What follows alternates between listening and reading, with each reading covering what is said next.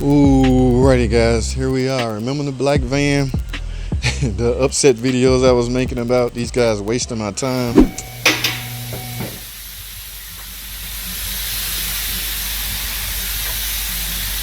size are those heads? Oh, like 5/16. Yep. So you want me to take the pan off? Yes, sir. Let me go grab my impact. Alright, guys. Here is some of the food. Let's set it over here somewhere. Oh, there's some in there. See, it's got that on. Awesome. Oh.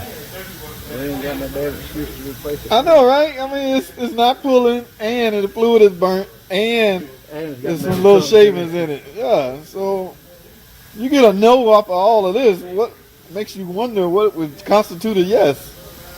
Just take it out and put another one in there. Like I say, this So stall you can is see it all on the dam. yeah, this stall is now tied up because this ain't my stall, but it wasn't nobody working back there, but yeah.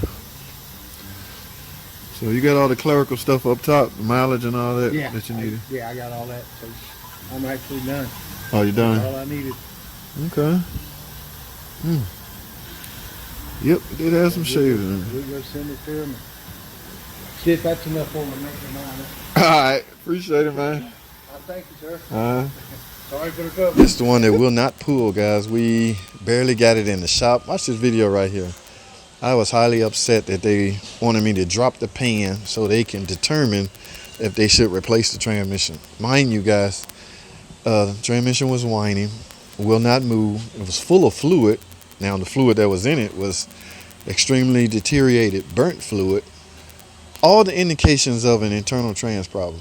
But they made me go through all the preliminaries to, I guess, reassure them that the transmission is at fault. There really was nothing else left. All right, guys, I'm about to yank it out. I got my jack set up. I'm going to get my strap, guys. Remember, safety is a concern. And I got a jack stand under which catch the pan when I drop it. Most of my bell housing bolts are off. Starter, I just leave it laying there. Y'all know the drill, okay? These are not tutorial videos. I can, however, show you what I do when I yank one out. So before we get it out, guys, let's go. I'm about to yank this out, but let's go down and look at the new parts that I have for this vehicle, okay? They ended up approving it. I mean, it's set for like 3 or 4 days. That's what I mean by wasting my time. It's inevitable, guys. We're going to need a train. That's what I'm trying to tell the insurance adjuster, but I know it's not his call. All right, I can't be upset at him. He's just the middleman. All right, so let's do this, guys. Let's go and take a look at the parts that they got for me on this. I don't know what year this is. I know somebody gonna ask me what mileage. I forgot. I'll try to put it in the description. All right, yeah, I got all the suspension parts off. Well, enough talking. Let's go take a look at the new unit, guys. Let's get it. Alrighty, guys. So here go the parts, guys. Yeah, they wrote it down here, still on the dolly. Now, I had to talk them into, well, I didn't really have to talk them into, I explained to them, replacing this transmission without replacing the transmission cooler, which is in this case, it's the AC condenser. Remember, guys, the cooler is integrated into the AC condenser. That would be some risky stuff, guys. I mean, yes, I can try to flush it all out and clean it all out using let me show you our flush machine, one that we use, okay? This basically heats up the fluid, and we hook up the lines to each line, and we turn it on. We try to force push, not so much pressure now. We force hot fluid and cleaning solution through it in hopes of cleaning it out. Any restrictions that may be in there, guys. Some people still use these, some people don't. It depends, guys. It really depends on the severity of the transmission, but this one was burnt. Y'all saw the fluid. Y'all saw when I took the pan out. Y'all saw how dark it was. Y'all saw the shavings in it. Now the risk, like I say, you don't want those shavings traveling back throughout the transmission. Okay, so no big deal on the transmission. Just a typical 62TE that now has 3-year warranty, guys. 100,000 miles. 3-year, 100,000 mile warranty. Okay, can't beat that, guys.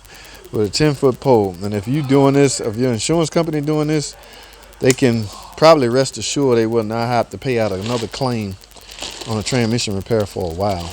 All right, so remember I spoke on this, guys, the fact that you should top 3 things you should do. Watch this video right here. I can go over them real quick. Make sure the TCM, which is a transmission module, is up to date. Yes, guys, all these 62 have some kind of shift improvement upgrade available on them. All right, and another one is, as I mentioned, flushing out the trans cooler if you're going to use the old one. If not, don't worry about flushing it. All right, and last one, after I put it in and verify fluid is all out, I perform what we call a quick learn, guys.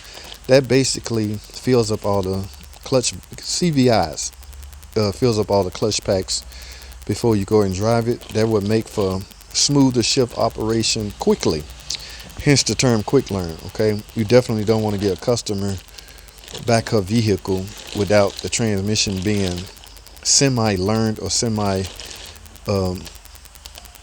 program, okay, from a CVI standpoint.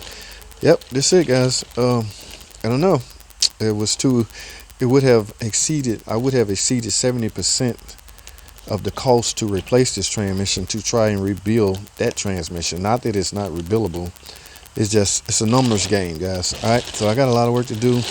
Let me go down here and get this thing yanked out and get this put in and replace this cooler, add fluid, go test drive it, all the preliminaries, guys. All right, stay tuned. All right, bye, guys, we back. No sense messing around. Let's get this thing out and replace, man. Let's get it.